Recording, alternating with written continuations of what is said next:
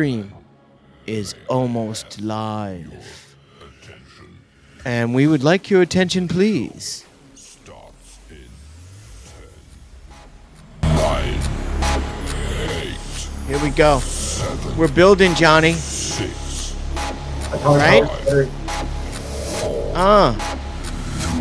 Here we go. 2, Yeah, buddy. go. The Canadian Bro Show. Woo! Yeah, buddy. We're back. Oh, we're back again, live. Well, in our studios. I'm in Kelowna.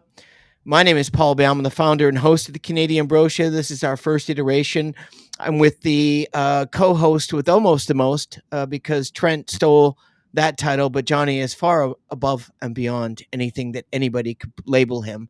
You stole And what's that, Johnny? you stole my thunder. Not that I had any to start with. Well, I would never steal your thunder because I got my own. You know what I'm saying? And your thunder's unique, and that's why we've got you in the show, because we're here to showcase your thunder. You know what I'm saying? And I think it's really important to showcase your thunder because people want to see it. Yes, we have a crowd. We do. We have a crowd of at least 8 fake people, but that's okay. Yep. Again, my name is Pauly Bale, the founder and host of the Canadian Bro Show, the first iteration. Johnny and I started in May. This will be our 27th episode, Johnny. Congratulations on having to put up with me for that 7 months. I think that might be the first. It's been And we'll see how long that lasts. But thanks kindly for joining us. And then, of course, the second iteration for those that enjoy basketball is the all basketball from the Hoop Junkies, Pauly and Raleigh. And we've done 12 episodes, and Johnny did a little, what we actually came on our show, this show, and Johnny interviewed Trent and I because Johnny is not a basketball athlete, fan, or sports person general, although he works out every day. And he did a fantastic job of interviewing us, so I really appreciate that. Johnny, welcome to the Canadian Bro Show for episode 27. It's quite amazing in the short period of time we've been doing this, but how are things going in Vancouver? How you doing? Things are going really well. Thank you for asking. I uploaded another Lee Hacklin mystery to Draft2 Digital today. Anybody who wants to be a self-published author, I highly recommend this website, Draft2 Digital. It's free. It's easy to use, even for a guy like me, and it springboards your books to other platforms. This latest Lee Hacklin is called The Old Man at the Club, and it came in at about 30 pages. And the next one is Gossip Communist, about the murder of a gossip columnist, a la Rona Barrett. Remember Rona Barrett back in the day? Yes. Good Morning America. Yes. And they worked for a tabloid, kind of like the National Enquirer, and it created some characters who were based on Clark Kent, Lois Lane, Jimmy Olsen from the first Superman movie. So I'm really having a lot of fun writing that one. I love writing; it's my bliss. I just got it's. There are more Superman references ahead. Just warning you now. I'm telling you right now that this is a European. And I put a deep bet in this one. It was a long shot, and I just thank you, Johnny. Appreciate that. How much? I can't say on air, Johnny. I can't say on air. No, you better not. You don't want to make yourself a target. I am not a target. I don't want to be a target. I've never been a target, and I would like to stay that way. But in the meantime, that was just pure, unadulterated, pure humor because Johnny and I have known each other for over 52 years. We kind of almost know what we're going to say or speak or think. There's a synergy there and a friendship, and we have a lot of the same. Through thick and thin. Yeah, most definitely. And by the way, I weighed myself for the first time since pre-Christmas, and I was really kind of ready to be distraught. I was pleasantly surprised that I was at 195. All right. So the weight that I gained in excess of too many sweets, perhaps a few extra vino teas, and whatever else I might feel needing to put into the vessel, which I probably don't need. And sometimes it just happens. It falls in there via, whatever. I did take I've been battling the flu, Johnny. And nobody really cares, but and it's not fun, but it's been quite mild because I have lost the weight and I'm healthy and I'm working out and I watch what I eat and I watch what I drink and I watch what I put in the vessel, but it's still not pleasant. And so I had to take it's kind of like I think it's Shoppers Drug Mart, their Life brand. It's like a Dayquil sort of idea, and it helps with Clean, sniffles and headache and all of those things that are related to unpleasant. symptoms. Yeah, just to get through the thing without having to be sniffling and coughing and sneezing all over my microphone and sneeze. Who knows? I'll probably have to clean this microphone at the end of this. Gross. At the end of this, I know, I know. You never know what comes out of the orifice, right? Oh dear, And you just had to say that word. well, I mean, only because there's so many. There's what, nine Yeah, orifices on the human body? it's a good thing that we have them. If we didn't, I think our lives would be a lot shorter. We would explode. We would. It We'd would be be like a hot plugged pimple, and it would be on Dr. Pimple Popper, and we'd explode right on like TV. that David Cronenberg movie Scanners with Michael Ironside. Wow, nice Uh, segue, Johnny. Nice segue. Thank you. Today's episode, everyone. Johnny is just so brilliant. That's why he's the co-host with Almost the Most, and we're happy to have him. And today's episode, episode 27, is dear to our hearts. We do a segment on the Canadian Bro Show, all things Canadian, and that is Pauly and Johnny cinematic treats, There you go. cinematic reviews, film reviews. Actually, probably sounds better. Anyways, we're film junkies. We love film. We love writing. Both of us write. Johnny's more on the prolific side. I have written a lot in my life. We feature a lot of people that write and talented people, and it's all things Canadian. And we want to showcase Canadian talent. And you're not necessarily looking at them, but we certainly try. And we put the show together so that we can talk about whatever talent we might have, but more importantly, bringing people onto the show. We're going to be doing a wonderful series of interviews that are going to be coming up, and we'll do a couple of we'll do like one normal show per week, and then we'll do an interview show and then a normal show, and we'll just blend it in and we'll cross over and we'll do that with the second iteration, all basketball from the Hoop Junkies, Pauly and Raleigh.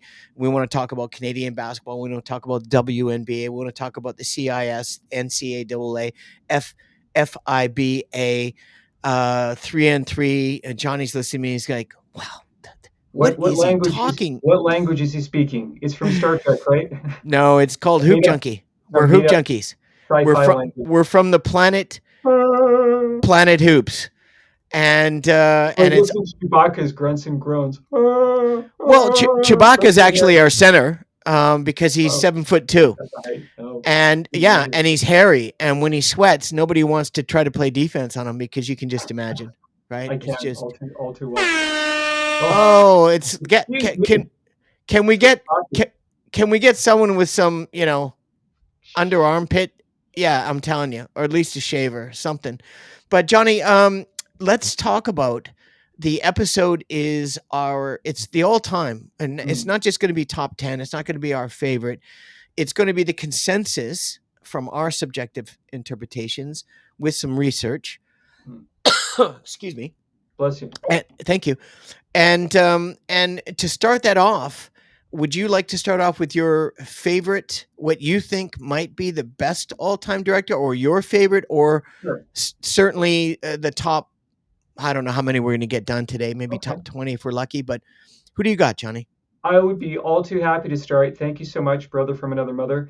Well, very sad this week. One of, I feel, the greatest artists of the 20th century and early 21st century, David Lynch, passed away this week from emphysema.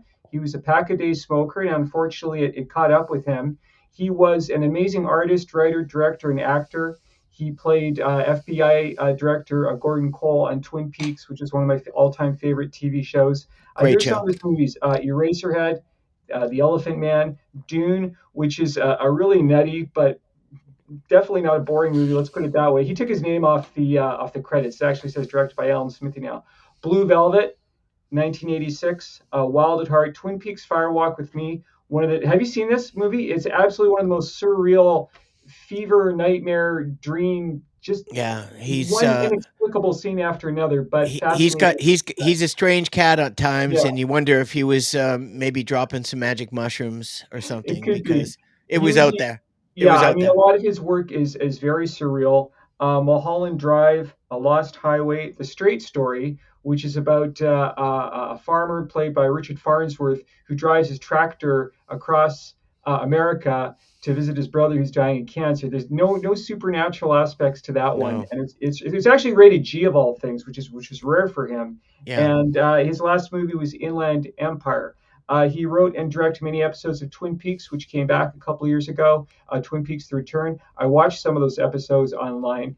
Absolutely amazing. He was a very funny and charming, unique individual who followed his bliss. And it's really a shame that he passed away this week, as we all do eventually. Hopefully not anytime soon. Knock on wood. Knock on wood. So that's my first choice, David Lynch. I remember seeing Blue Velvet in the theater back in the day. I think I talked about this before. People actually were actually leaving the theater when Isabella Yeah. Rossellini walked out onto the park like completely naked. Yeah. People actually left the theater, which is too much for them. I didn't. I wanted to stay just to watch that scene. Actually, she was a beautiful lady. And Johnny, when we're talking about directors here, for those ever people say director, and you know what exactly does a director do, especially a director of this man's talent? And Right. many of the almost all the actually every single one we're going to mention today are extraordinary directors. But what is their journey? What do they do? How do they do what they do? It's got to be the most difficult job you could possibly imagine. Why do you think Well, I David mean, Lynch was so successful? because he was able to paint. He was an artist, and his work was art, and it was very subjective. And his storytelling is not really the kind that I prefer, but he just was able to create a door, and you walked through that door, and you just stepped into another world where he made the rules. And this is why people love to write, because we're creating worlds that we want to live in. And so I feel that was his strength as a director. I mean, a director, in terms of practicality, a director decides where the camera goes and where to point it at, and theoretically he's in charge. But he also has limitations. There's a budget, there's a release date. He has to deal with difficult actors. I'm sure they feel like playground supervisors at times and psychiatrists. But essentially, they're calling the shots. But I feel that the most important aspect of a film is the writer. I mean, without a good script, you can have the world's greatest director, and it's still not going to be a good movie because. But all aspects are important. But in terms of directing, the director is shaping the story, blocking the actors, and you can always tell a good director from a bad director. I feel when you're watching a movie and you're looking at your watch, you're looking at your phone every 10 minutes, then the movie's just people are coughing in the theater. It's because, well, first of all, probably because the script is not very good, but also because the director is just not very creative.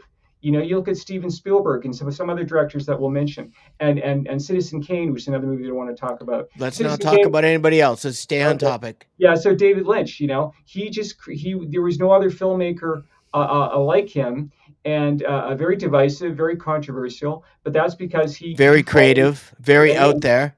oh yeah, totally ultra. And he did it like Frank Sinatra. He did it his Yeah. way.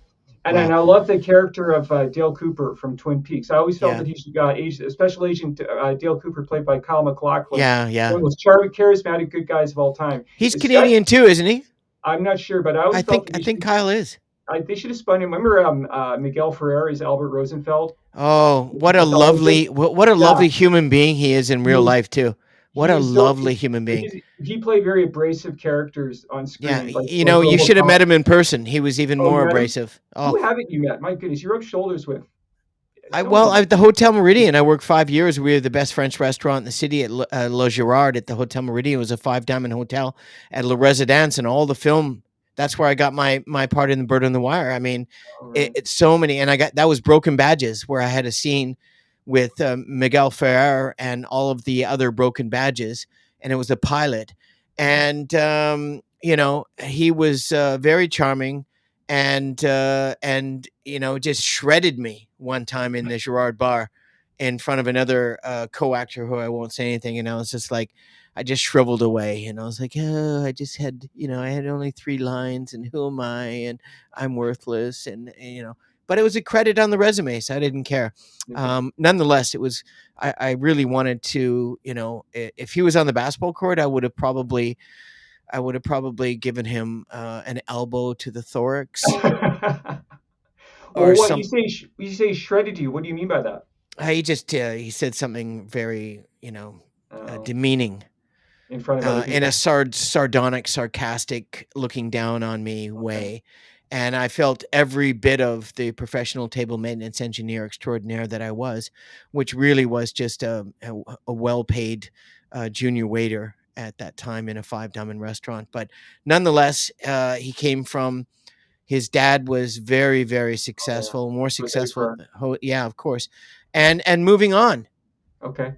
That's yeah. Anything else you want to share about that incredible director, I that know, Canadian director? I just felt like a kick in the groin when I saw online that he passed away this week because I was looking Yeah, forward well, to more of his we're work. all on the clock, Johnny. We're all We on the are clock. indeed. It's the final And discussion whether time. you agree with it or not, or aware of it, or scared of it, or whatever, at the end of the day, we are all on the clock. Mm, And in the meantime, let's talk about further incredible directors. Now, what I try to do is I can go off the top of my head, but I'll be talking about the same people all the time, and I might forget people that really need to be relevant and spoken of because they're equally as great, and maybe not just from my subjective interpretation, but nonetheless, I want to objectively add people that perhaps are great that I just didn't enjoy maybe the vast majority of the content that they created. So, talking about the top 25 greatest directors of all time, I compiled a list of ones, and I just want to break this down so people understand exactly what sort of perspective that I'm coming from, and this writer did, and what Johnny has also shared with us. The directors on this list are ranked according to their perception of lifetime success. Yes, there's awards, there's nominations, there's books, and then there's also directing skill, along with their ability to inspire generations of directors after them, and probably got a lot of their juice from directors before them, mm. obviously, because that's how it works. And we were talking about Johnny's first, David Lynch, and what a lot of directors do, and in these top 25 is they in the Hollywood system and Europe system is they want to retain control over the content of which they're creating. That's why they take the director's chair. But in Hollywood, as an example, there are so many people that want a piece of that action and a piece of that power and a piece of that pie, and that's the pie that you're baking and you're cooking and you're Good creating metaphor. and you're tasting, and everybody wants to eat it and you don't even get a taste. So what do? Well, they become an executive producer, they become a writer, they become a director, they become involved in every possible aspect so that they can retain creative control over the content. Those that can control that and retain that content, that creative content, they have the power to obviously make money for the rest of mankind while they're alive, and even when they're not, to their family and their legacy and so on. But it's also a power situation. If you believe in something so much, you got to fight for it. And the Mm. only way to fight for it is to wear as many hats as you can. And you're putting yourself in for 2, 3, 4, sometimes 5 years into one film, and it's either going to be a massive failure and it's going to be on you, or it's going to be a massive success and it's going to be on you. I think very often the best directors, just interject for a second and then I'll let you continue, is the ones who are also writers like Quentin Tarantino. Because then it's more their vision, right?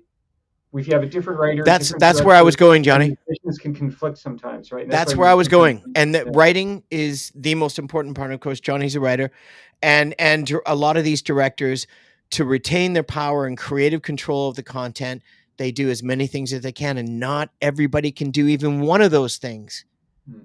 really this good. Well, this list is the antithesis of that. This is about the top directors of all time, not just from me, not just from Johnny, but a lot of different writers. And I'm going to have to go with, I'm just going to go with the obvious Hollywood choice. This is not in any way numbered 1 to 25. Even if we get to 25, I'm just going to go through the list. They're all exceptional, every single one of them. And I'll just start off with Steven Spielberg. Hmm. And one of the most influential personalities in the history of cinema, Steven Spielberg is Hollywood's best known director and one of the wealthiest filmmakers in the world. And he's done so many different types of film with film specialties in war, adventure, science fiction. Notable films are Jurassic Park, Schindler's List, incredible, Saving Private Ryan, my favorite war film, Raiders of the Lost Ark. The whole series was incredible, certainly the beginning ones. E.T., The Extraterrestrial, Close Encounters of the Third Kind, one of my favorite movies growing up in the 70s before around Star Wars, Indiana Jones, and we could go on. Nominations, Oscars, and BAFTAs, and Golden Globes. And if you've never watched any of his movies, you're a little bit behind, or you're really young, or you don't like film, but there's His still movies an will last opportunity. forever. They'll last forever and ever. His Yeah. movies. Yeah. They're so So, I timeless. mean, you got to give the guy kudos. Yeah, 100%. Yeah. Okay. So should I jump in, or do you want to Please. continue? Okay. No, please. I'm, That was it. I'm going to go with Canadian James Cameron, Mm. who, of course, let's go through some of his filmography. His first movie, believe it or not, is Piranha 2: The Spawning. Who could forget that classic? The original Piranha is actually, of all the Jaws ripoffs, that's got to be the best one. Of course, the legendary Terminator, Aliens, one of the greatest sequels ever made. The Abyss, very underrated movie. Terminator 2: Judgment Day. True Lies with Arnold Schwarzenegger and Jamie Lee Curtis, and an astoundingly hilarious Bill Paxton as the used car salesman who tries to seduce Jamie Lee Curtis.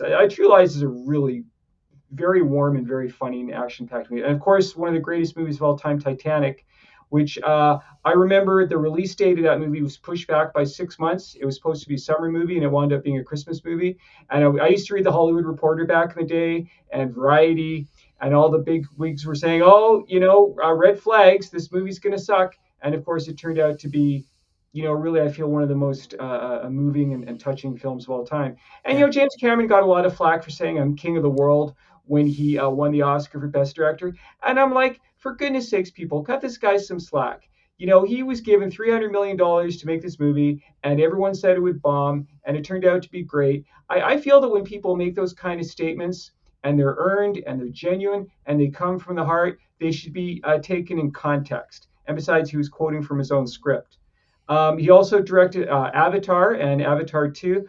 I'm not the world's biggest fan of Avatar. I think it's a great movie. I get why people like it, but I actually found myself rooting for the bad guys because they're fighting for Earth. But other than that, James Cameron, a great director and also a great writer. And at one point, he was going to write and direct Spider-Man. He was supposed to write and direct the first Spider-Man Oh, before Sam oh, Raimi. just wait. Oh, this is Marseille in France.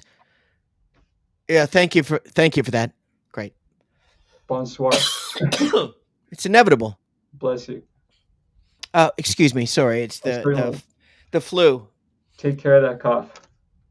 I'm that's what I'm trying to do, and that's why I'm barreling through this, because you know what, sick or not, or not feeling good, you just got to do what you got to do. We believe in what we're doing, and we hope that you subscribe and like and comment. Mm. If not, well, we're doing everything we can to try to convince people to do that. Are you We're finished troopers. with that Yeah. one? Yeah, you're on. You're on I the mean, floor. the thing is, when we mention these directors, and Johnny did a very nice job of bringing up certain things, but James Cameron's content and his film resume is extraordinary. And really, if we did that for every one of these directors, we'd be 2 hours, and you guys would be falling asleep or turning off. So we got to try to keep it. But I love this. I can't believe we haven't done the director genre. We've talked about directors, of course, Yes. and writers and film very much, but we've actually never. When Johnny mentioned this, I was like, "You serious? I thought we did this at least once." But I'm going to go back to a guy that I just captured my imagination, and that is Martin Scorsese. Mm. And I just love all of the films that he's in, mostly crime, drama, and suspense, and I love all of those genres. And what Martin Charles Scorsese was born in November 17th in 1942 in Queens, New York. And basically, his family came from the garment district, and they worked hard. And his notable movies, I mean, I could go on for an hour on this. Goodfellas, Taxi Driver, Raging Bull, Mean Streets, The Departed, The Wolf of Wall Street. I Mm. mean, Oscar it's just everything. The guy is incredible. And are there many more movies I can mention? Yes. That's why he's in the top 25 of all time, because if any of these people that anybody is watching and hears this, I'm sure most people know of all the people that we're going to mention based on what the year, the decade that they were doing their work in, or they're film buffs like us. I just go see his stuff. Mm. Killers of the Flower Moon. It just goes on. Anyways, who you got next, Johnny? Okay, I'm going to go with a director we've talked about before on previous podcasts, Akira Kurosawa, born in Shinagawa, Tokyo, 1910. Just an incredible filmmaker.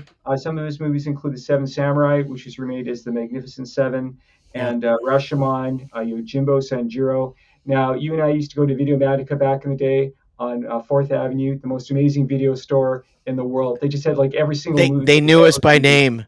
I think they did. And that's where I used to watch a lot of foreign films when I was younger, man. Not so much now, but I watched Me Ingmar too. Bergman and a few others, some French films. And Akira Kurosawa made a movie in 1952 called Ikiru. Ikiru is Japanese for to live. Have you seen it? Yes. It's about. Oh, you We, have. we we talked about this briefly in Well, one we of our talked about past episodes. Akira. Akira is about a bureaucrat, a lifelong bureaucrat. He's been a Yep. paper pusher his whole life. He's just been kind of spinning his wheels, as I did for the first 35 years of my life. And then he gets some bad news from the doctors, like, sorry, pal, you have stomach cancer. So they give him 6 months to live. And he decides, by God, that he's going to get this piece of land that's been sitting fallow for ages, this piece of swampland. He's going to turn it into a playground. He's actually going to accomplish something. And he's up against so much like opposition. Like, for whatever reason, there are politicians and gangsters for their own shenanigan reasons. They want that piece of land to see. Maybe there's a dead body. I can't remember now. Maybe there's probably a dead body in the land in the swamp or something that they want to keep hidden. Whatever the reason is, his life is threatened. But like Rocky, as tenacious as possible, Oh, he Macau oh brought up wow, Rocky. Another. Listen, you're making me rich. I appreciate it. Thank you. is Macau? Is that near Alpha Centauri? It's a very wealthy enclave Okay. in Taiwan, I believe the capital of Taiwan, where a lot of Chinese gamblers go to spend trillions of dollars of their ridiculous wealth. Wow. Yeah, and he also wrote and directed Ron, which we talked about in another podcast, one of the greatest Yeah, war great movies of film. all time, Great based film. on King Lear. Yeah, Akira Kurosawa also passed away, but what a legacy. Yeah. Wow. I mean, what can you say? Incredible. And Johnny and I, when we talk about the video store, Videomatica, I got to a point where my movie addiction just completely took over, and I would do 7 to 10 videos a week. I'd go down Yeah, there, same here. and I'd go from A to Z, and just watch every single video in the store. And initially, I did, per country, and then I said, you know what? I'm just going to start from A to Z, and just going to watch every single movie in this place, and almost did, except for the ones that I already saw in the film, or the ones that were so terrible you wouldn't. But my next Yeah, one, it's funny. Johnny. I had very eclectic taste when I was younger. I would watch just about any Me movie, too. and now I'm more conservative. I like action and I stuff. don't have the time. I haven't seen a movie in a theater since probably the last time we saw a movie together. We Yeah, saw the Star Wars. Was it I Star Wars? yeah, The Rise of Skywalker. I saw maybe five movies last year for the whole And how year. many years ago was that? Like 6 years ago or something? Yeah, yeah, Wow, yeah. that's Very pathetic. underrated But movie. we're spoiled with streaming. We're spoiled, so I Yeah, can I can go on my streaming services and watch anything I want that I haven't seen. there you go. Excuse me, that I have seen, but it was good enough that I'd like to watch it again. And by the way, I'd recommend you watch the Blade Runner, the redo, the second one. Okay, you watched it. I saw it again. Just I've seen it 3 times now. I just wanted to Oh, get a better perspective, and it's visually, man. If you're gonna see it in a theater, not on your laptop or your phone. The next one would go with Stanley Kubrick, mm, because I'm a huge fan. And when I first saw 2001: A Space Odyssey, it was filmed in 1968. I think I saw it in 1970 on TV, and I was like, "What is this? very trippy. Yeah, I've never seen anything like it." The yeah, only thing I saw in the early 70s that even resembled that was Space 1999, the right. science fiction TV series, where they had that model thing just floating on some strings with a backdrop of, and it was just so cheesy. It was like before it was crashing, it was like, my God, could they spend a little bit more money? But Kubrick, when he did 2001 Space Odyssey, was 20, 30 years ahead of his time. Oh yeah. That movie stands the test of time. And he really enjoyed war genre, horror genre, which I love those. Excuse me. War, horror, and science fiction, three of my favorite genres. So I had to put him in there because he's done so many. Spartacus, Mm, Kirk Douglas, way back in the day before any of the gladiator films that another incredible director has done. The Shining, I think, Stephen King, one of my favorite writers of all time. I think it's one of his best works, and one of his best works from book to screen. And Jack Nicholson, I mean, it's a really true horror film. yeah. Excuse me. Full Metal Jacket, incredible. Clockwork Orange, Doctor Strangelove. I mean, I could go Mm, on. It's yeah. incredible. Every director has a style, a visual style that you Yeah. can that you start to notice. You watch enough of their movies, and you can tell even if you didn't know who directed the movie, you can say, "Oh, I'll bet Scorsese directed this," because just the way the camera moves and the way shots are set up, and even the lighting. Like Tony Scott, another director, his movies had a very it was almost jarring in a way, but he had this very specific kind of lighting. They just have they're like colors in a crayon box. They just have their own unique style, and that's what makes them stand out, and that's why they became so Yeah, successful. well said. And by the way, rest in peace, Tony. Mm, The younger brother of Ridley Scott could never live up to his brother's talent, but he did actually make some very good films. yeah, yeah, totally. Yeah. Okay, my next choice is Robert Zemeckis.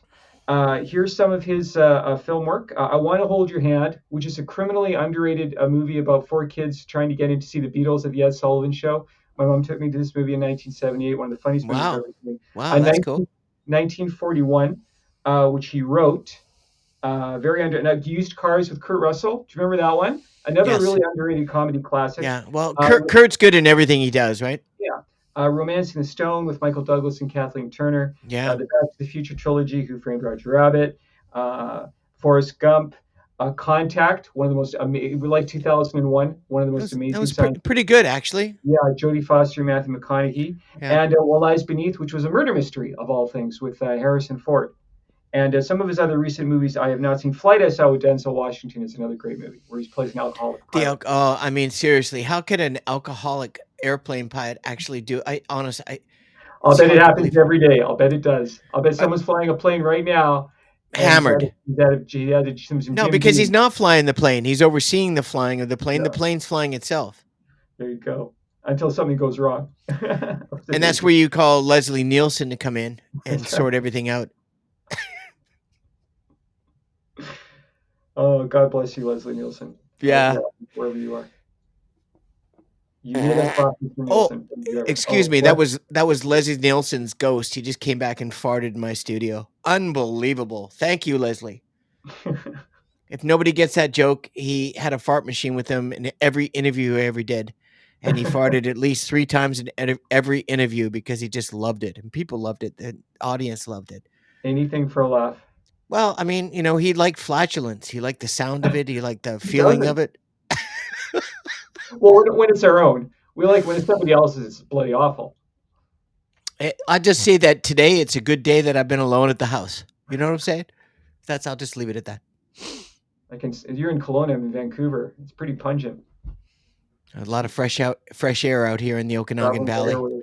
So in what's the your next desert. choice, Pauly? Huh? What's your next choice? You're up to bat. Yeah, I just I have to go back to the old school guys because I'm old school. Francis Ford Coppola.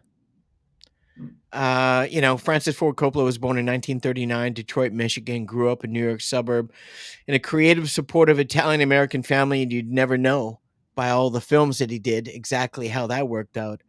Was a composer and a musician and a writer, and again, going back to the genre and how these guys, the guys that really succeeded, had so much involvement in all of their writing, their screenplays, their direction, their producing, and he specialized in war, crime, drama, same stuff, all I love, And notable movies, I mean, obviously, The Godfather, Apocalypse Now Redo, Godfather 2, Godfather 3, it goes on. But I mean, you don't really need to say anymore when you hear those films because they're just incredible. And, five Oscars. He's had some really crappy films too. They all do. Yeah. And he had have you seen the latest one that it No, but I bombed? saw Megalopolis with Adam Driver. I saw Yeah. the trailer. It looks amazing. I It's mean, I I, definitely want to I'm check gonna it out. watch it. I'm gonna It looks watch it. I just right. don't know if I can stay up for 4 hours or Yeah, whatever it's it a is. long. It's maybe watch it over two viewings. Well, I'll have But I to. At my yeah. age, maybe three. I don't know. But I mean, good on him for still directing. He must be getting up there age wise. Yeah, he's in his 80s. Yeah, that's fantastic. Yeah, I mean, the trailer looks absolutely amazing. it really does. Yeah.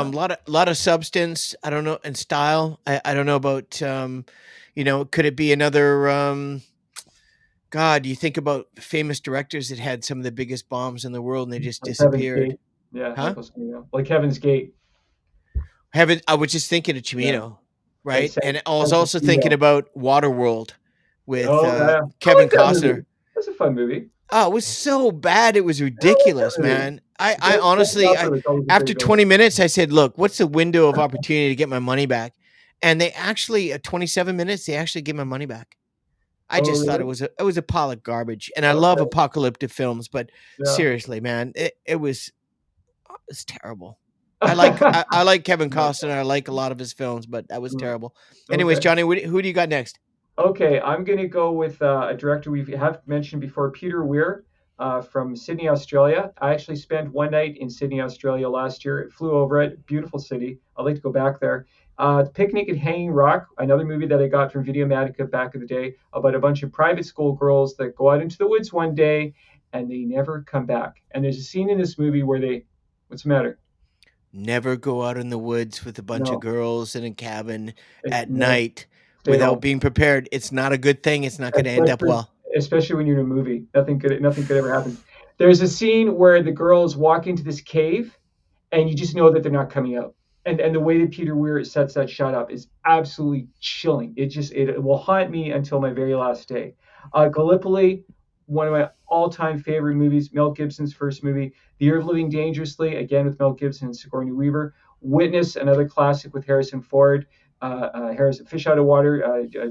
Harrison Ford is a cop named John Book who joins an Amish community to protect a young boy. Mosquito Coast, Dead Poets Society, starring the late great Robin Williams. Fearless, and The Truman Show with Jim Carrey. I love that movie. He doesn't realize that his whole life is a TV show. And then Master and Commander, The Far Side of the World, starring Russell Crowe, which is basically Star Trek on water. There you go again with the Macau.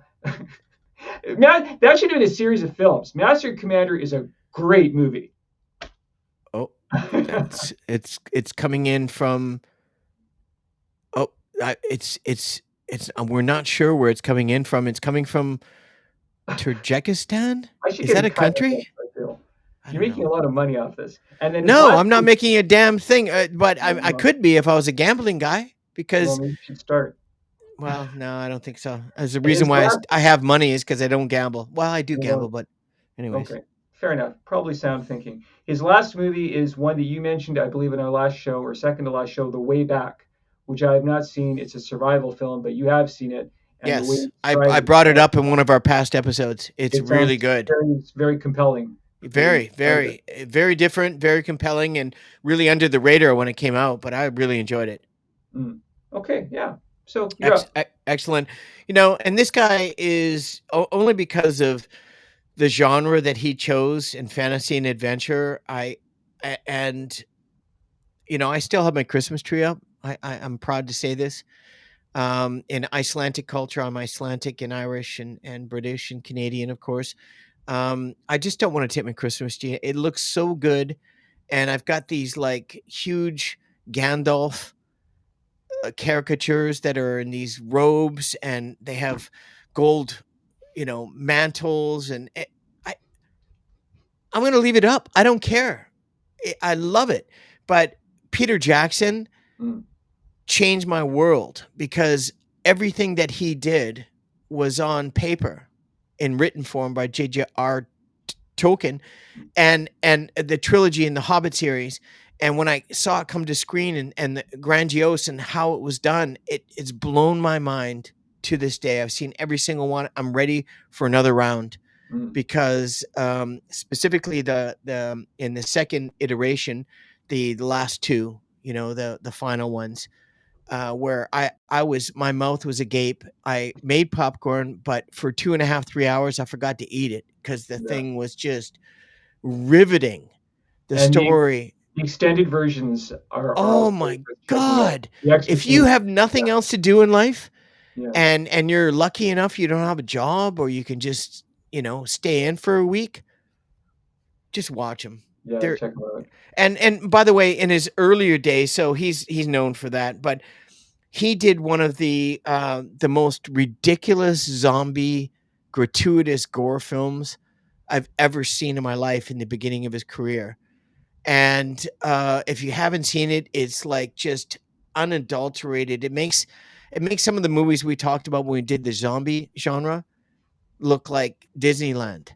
Mm. Just look up Peter Jackson, and I won't even say the name right now because it just escaped my mind. But that's who I'm thinking about at this point is Peter Jackson. I think what he's bought the screen is just extraordinary, and of course he had the budget, and but the way he did it and how they did it was incredible. Set design, everything, absolutely amazing.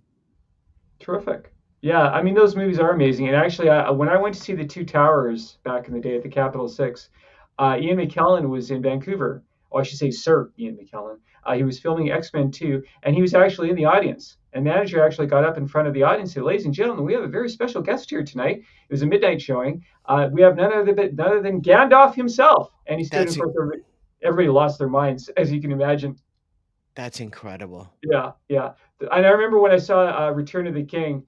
I, rem- I mean, the only thing about those movies, the last 20 minutes of Return of the King, I just feel that the movie should have ended maybe a little bit sooner because I remember people were standing up, putting on their jackets, and then sitting down and taking off their jackets, and then wash, rinse, and repeat. It's like, holy moly! I gotta pee pretty soon, Peter. Let's wrap this sucker up. Well, let's not talk about your peeing on the show. Okay, sorry. Um, Keep you it know, family friendly. but he did cut the film by 3 hours. Yeah, yeah, So you can imagine what kind of I would love to see, if you bought the DVD edition or whatever the next, technology thing is with all of the stuff that was cut and watch all of the original. I'd watch that. yeah, It might yeah, take me a couple of years, but I'd watch it. I mean, yeah. it's really good. And great guy. Yeah, So, people forget that he actually remade King Kong, which is also amazing. yeah, That yeah. scene where we're in the valley with what's the actor's name, Adrian Brody, and all those bugs are coming out of the cliffs, and they're just being inundated with like every kind of bug and spider and arachnid that you could ever imagine, Oh and my the God. buzzing music, like one of the most terrifying scenes I've ever seen in a movie of all Whether time. And you're arachnophobe or not, it is you have to frightening. watch that scene, yeah. And Andy Serkis gets eaten by a giant worm, and I remember Oh, this giant worm is like engulfing his head, and he's trying to pull it off, like he's still alive while this giant worm is eating his head. It's just all nightmare inducing. yeah. Well, thanks for that. It's I might have to think about how I'm going to adjust myself before sleeping tonight because that's truly Careful. horrific. And my lovely wife is a serious arachnophobe, Me too. and I I think can't most even people talk. are. I can't even talk about. But she's done really well in the 25 years we've been together. She now can look at a medium sized one and go, Pacino, spider check, get rid of it, instead of screaming like a child and running around Well, that sounds like hysterically. progress. So steps in the right direction, I suppose. There Eh? you go. There you go. I'm going to go to a brother and brother American filmmaker do. And when I saw their first film, I was like, wow, who are these guys? They're crazy. There's something wrong with them.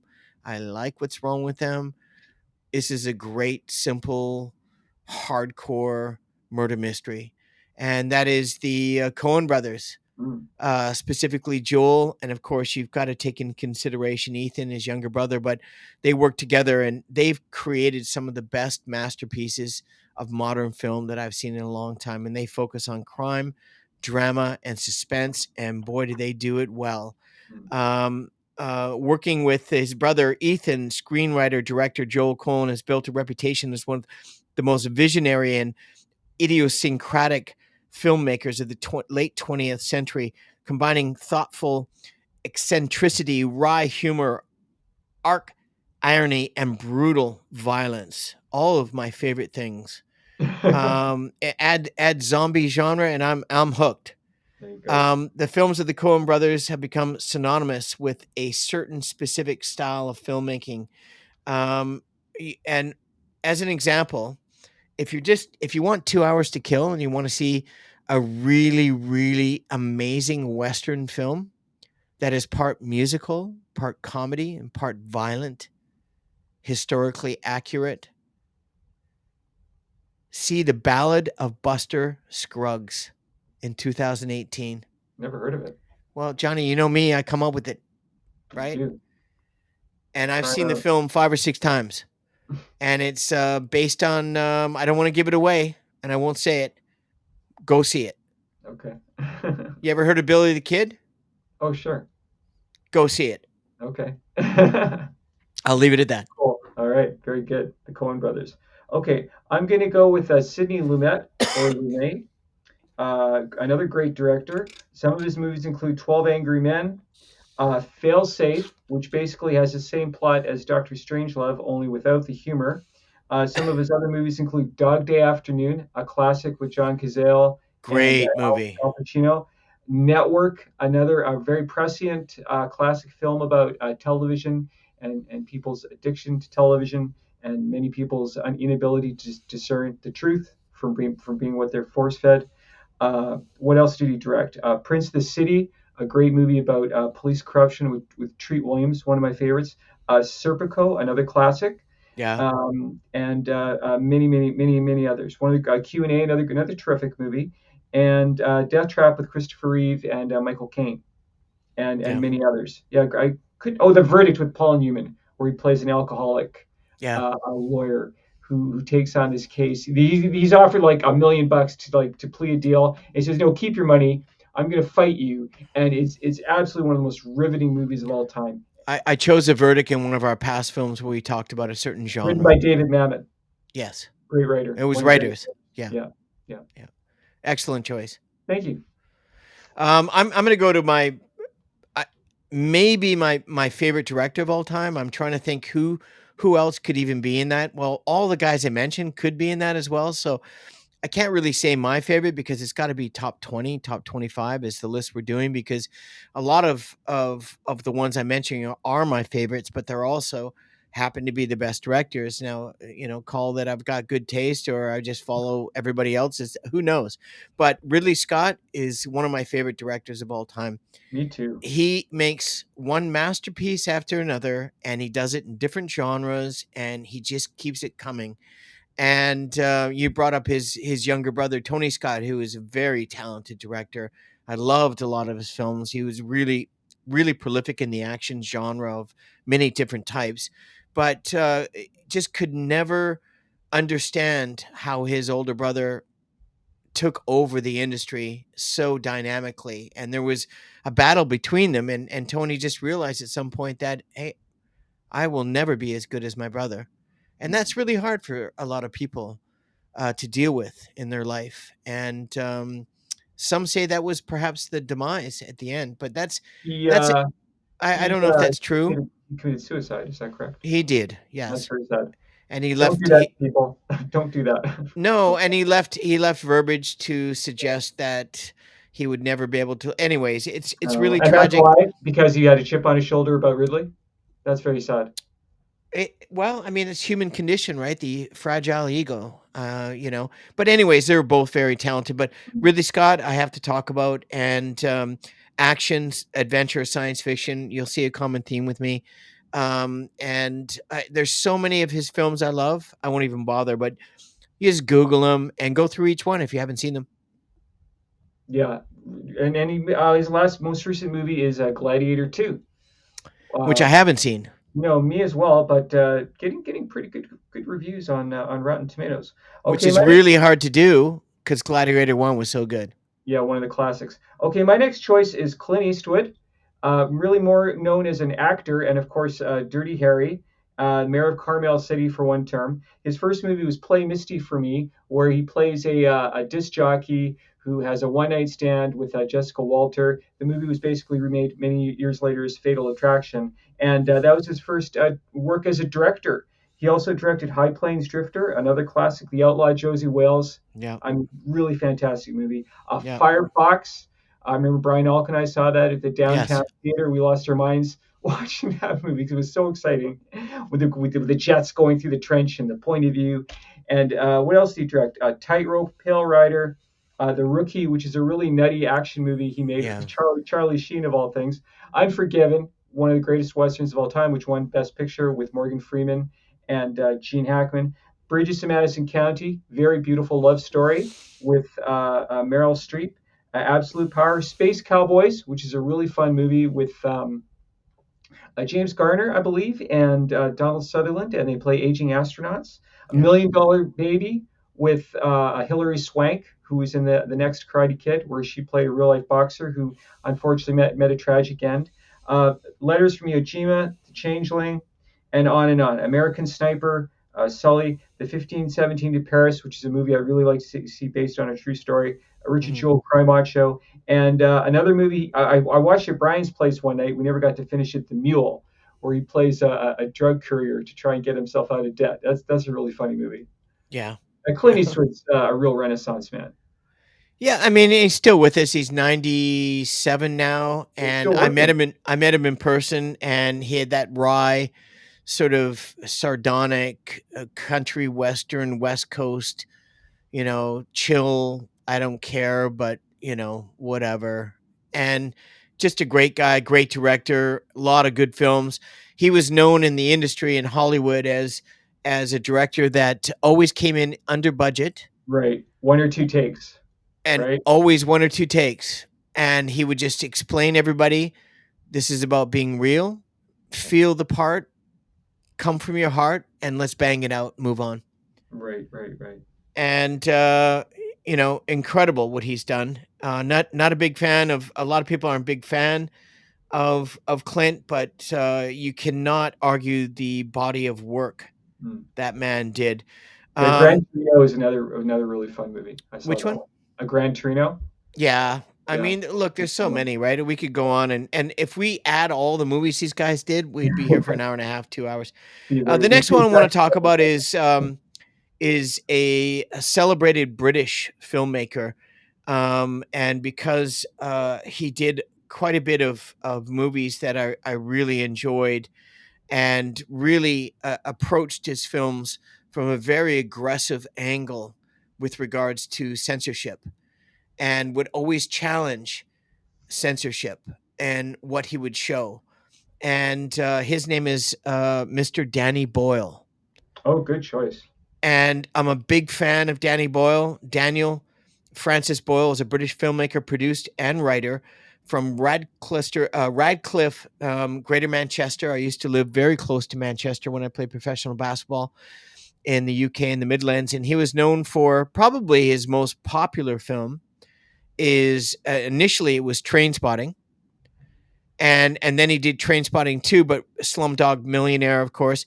But he did my favorite film to him, and one of my favorite virus zombie, and I mentioned it in our zombie genre, even though it's more of a viral. They are zombies, but they're viral, is 28 Days Later. Hmm. And he's just finished wrapping up writing and directing and producing and executive producing 28 years later. And And Cillian Murphy's back. Cillian Murphy's coming back, and Yeah, those movies are great. they've done two movies Yeah. back to back. So they're going to bang them out, and it's supposed to be. I honestly, I cannot wait. I'm going to the movie. I know you Oh, don't like that genre in the movie, no, but I'll go if you want to would you? go. Yeah, absolutely. Oh yeah, I'm If in. I'm I in will go. Vancouver, let's go. Yeah, let's do it. Let's Yes, go. We'll go have yes. tequila. We'll play pool, and we'll have one of our epic nights. Good. But I love Danny Boyle, and I love that whole. He's and some of the ones that he's done have been like, like, are you kidding me? They allowed to show this? Like, got away with it. It's incredible, like pegging and stuff like that. It's just weird. Oh, nuts. I know, No I know. pun, It's no just pun not. intended. It's not family. It's not like a family fun type of scenario. But I mean, it does happen in some families. Who do you I got next? remember when I saw 28 Days Later, right before the zombies, or they weren't really zombies. It was like a rage virus. Like It was a rage virus. Yeah, people were yeah, unable to control their violent impulses. yeah. And right before They the next couldn't control anything at that point. right, the camera would start shaking. And once the camera started shaking, you knew it's like, oh crap, like run, run, run. I just like the tension, unbelievable. Like almost had to leave the theater. But no, those are all great Re- movies. really well done. Okay, my next choice is trying to keep it Canadian, or at least quasi-Canadian. Ivan Reitman, who's actually born in Czechoslovakia but grew up in Toronto. Here are some of his movies. I'm just looking at his filmography here. Do. Well, he directed Meatballs, which is one of my favorite movies, which is Bill Murray's first movie. What else do we have here? Who could forget the classic Cannibal Girls, Stripes, Ghostbusters, Legal Legals, Twins, Ghostbusters 2, Kindergarten Cop Jr., 6 Days, 7 Nights with Harrison Ford and Anne Heche, which is a really fun movie. I mean, his movies are just really lighthearted and they're warm and a lot of friendship and they're just they're not heavy, they're not meant to be, they're just meant to be entertainment. And he also unfortunately is no longer with us, but his son is continuing to direct, and he actually directed Ghostbusters Afterlife and Frozen Empire, which I did not see, but I heard were quite good. Yeah, and I won't be seeing it. It's one of those scenarios where just because nepotism can be really beneficial, obviously, doesn't necessarily mean that when it's passed on, that the person that it's passed on to has the same talent that the father, uncle, cousin, brother, whatever, sister.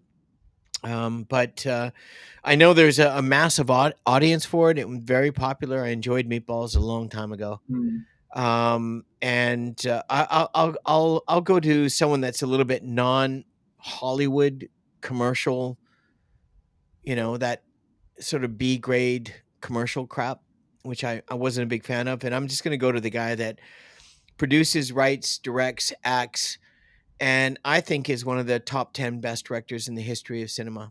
And that is Quentin Tarantino, of course. Mm. I waited for you to mention him, but since you didn't, I had to bring him up because, I figured you especially would. especially since I gave Danny Boyle the spot before him. But um, Quentin Tarantino is Quentin Jerome Tarantino. I love this middle name. Born in Knoxville, Tennessee. His father, Tony Tarantino, of course. Hey, Tony, how you doing? Was his Is brother from Angelo? I'm telling you, it was, Tony Angelo, two guys in the and neighborhood. his sister was Spaghettolini. There you go. It was Probably just, from Marie or and Maria. his father was an Must be Italian actor, sister. a musician from New York, and his mother Connie was an Irish nurse from Tennessee, and crime, western, suspense, no surprise, award-winning writing, directing. Every single one of his movies is only one of his movies I do not like, and Mm. every other movie is a masterpiece as far as Yeah. I'm concerned. I actually went to see Reservoir Dogs back in the day at the Royal Centre Theatre in downtown Vancouver. It's the The only Royal movie. Center, man, I Remember haven't that? heard Yeah. that in a while. Yeah. The little boxy movie theaters that had like Yep, 50 seats and like small screens, not much bigger than this computer I screen. went there a lot. I liked And it. I remember looking at the poster. It was the first movie I ever went to solely because I liked the poster. These guys in the black matching suits, and I saw it's written and directed by Quentin Tarantino. I thought, well, that's a really cool name. Like, who Yeah, is it? Who is this guy? yeah, And I went to this movie, and it was just most of it takes place in a warehouse. It's more like a play in some ways than a movie because you don't even yeah, see the actual diamond ties. They talk about it, but you don't actually see it. But just the dialogue was just so fun to listen to. Just hearing these gangsters talk about pop culture. Because in other crime movies, gangsters always talk about the plot. We have to get the diamonds and then we have to meet here and we have to this. No, they're talking about Madonna. They're talking about tipping. They're talking about stuff that you and I or any of our listeners or viewers might be talking about. And I remember when I saw Pulp Fiction back in the day, in 1994, in the theater at the Granville 7. My God, I mean, people in the audience were just like their heads were hitting the ceiling like every 10 minutes because it's just yeah, that kind of movie where it just surprises you. And within John Travolta with the needle going into Uma Thurman's chest, I mean, people are yeah, losing their mind. People are screaming. yeah, It was like almost like watching it like watching a documentary. And his yeah. movies I feel they respect the audience's intelligence. Christopher Nolan is another director like that. You have to keep up. You want to keep up with it. I remember one guy saying, "I didn't understand how John Travolta could still be alive at the end of Pulp Fiction." It's like, because it's like a novel; it's bouncing around in time. You have to sort of have that malleability. And Quentin Tarantino, I've seen many interviews with him, and he said, anybody out there who wants to write, don't look at those stupid books that tell you how to write. You just write. You just write what's in your head, and put it out there. And some people will like it if you're lucky, and many people will not like it. And he worked at a video store for 10 years, like you and I. He watched every other movie. He took acting classes. He showed his script for I think it was either Reservoir Dogs or True Romance to Harvey His Keitel. True Romance was the first one, The first one that he sold. Right, he got 50,000 but he bucks. did Reservoir Dogs before that, Yeah, and and and she liked it, and she gave it to Harvey Keitel. It's a real Cinderella uplifting story. She he gave hired Harvey Keitel in every film he's ever Yeah. done. And Harvey Keitel said, "You know what? I know people in Hollywood. We can get this movie made. We'll get the financing. Just make me co-producer." And boom, Reservoir Dogs got made. And Boom. it's a classic. Which is the one movie of his that you don't like, if I may ask? I'm just curious. Well, it's not Reservoir Dogs, that's for sure. Because when you brought up your comments about, you were talking about the film that you mentioned. I found that oh wow, it sounds like Reservoir Dogs. Like a set piece that these guys, these criminals, are like killing people and they're gonna kill each other and they're in a warehouse or a garage and that simplicity just Yeah, shows. yeah. And the thing about Quentin is he showcases his writing with his cinematography and his direction Hmm. to such a high level. Everything, the synergy of all of those things put together just make it an elevated Yeah. His, experience. his movies look like they were shot in the 70s, which I love. I love that style of Well, film. he They're also very, uses they're the very 70 realistic. mil. He uses the Yeah, 70 mil, right? Which is just incredible, right? yeah. With all the technology they have. But going back to your question, I can't remember, but Jackie Brown? what? Is it Jackie Brown? No, I like Jackie Brown. Yeah, it's a good movie. Michael Keaton. I like that. And Yeah. and whatever happened to the young Fonda gal? She was so cute. And she Oh, just said I had enough. Bridget Fonda. I don't know what happened to her, but she was really hot for a long time. Pointing no She return. got married, had kids, and said I don't need it. I'm Mm, loaded. there you I'm go. going to do whatever I want. She's kicking it somewhere. I think I'm done, Pauly. I think that's my list. I've checked it twice, and What are we at time wise? Because I think I might have we're one at more. 1 hour and 2 minutes, bro. Yeah, no, I think we're good. I think Yeah. we're good. I think we gave a lot of content here. Christopher Nolan, you did mention. I really feel he needs to be mentioned, but anyways, it doesn't matter. Well, we can talk about it later because he's really cerebral and often non-linear, and he's a storyteller, and he's a acclaimed winner, and he's a writer, director, producer, and now he's Sir Christopher Nolan. But Oh, he's got really? some, yeah, Ignited? he's got some Wow. incredible stuff too. He's just a guy I just mentioned off the top, but I think we gave quite a bit, Johnny, and Mm, yeah, that was a great show.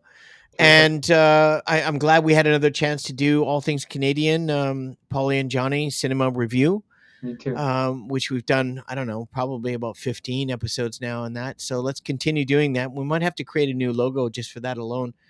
But in the meantime, Johnny, everybody, thank you very much for joining us. This is episode 27, and it's basically what we think, or what a lot of people think, are the best directors in the history of cinema. And we hope you enjoyed the show. There's a lot of really good content here. If you're not familiar with a lot of these people, please go out and check it. In 21st century now, you can watch everything and anything that you want. If you got to pay, you got to pay. You got to pay to play. And it's worth it though, because the content of some of these movies are amazing, and especially with the younger generations that don't really know it and caught up in all this. A lot of the crap that's just mass produced is just not even close to some of the content that we've shared today.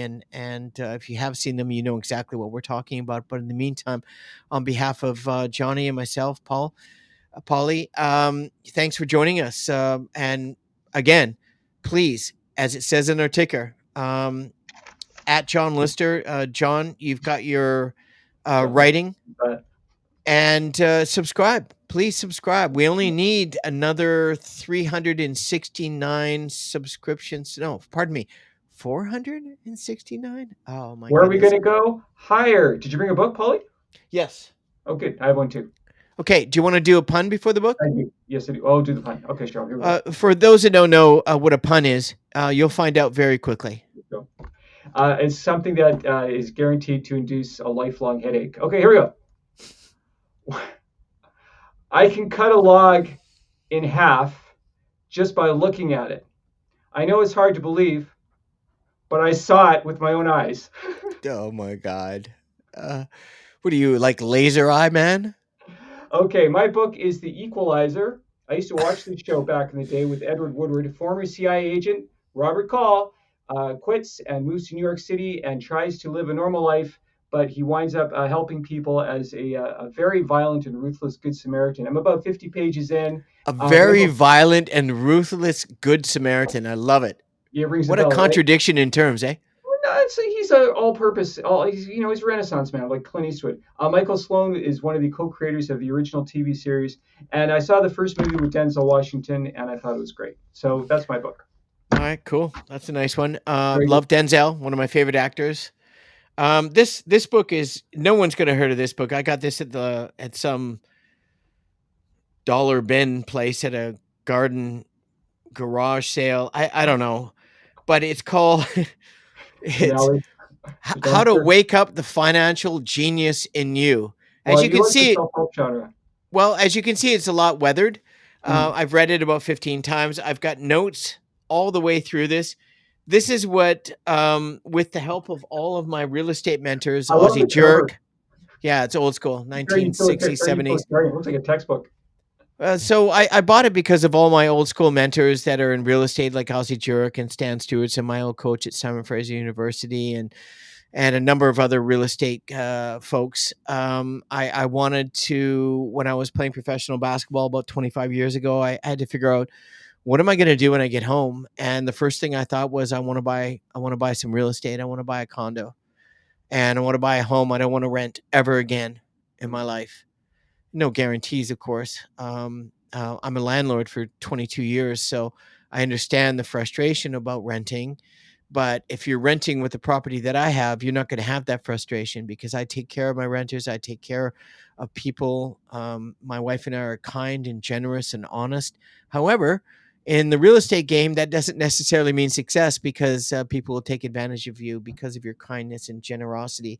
But in the meantime, this book gave me the systematic steps to get into real estate, how what I needed to do, how I needed to do it, and I followed it step by step.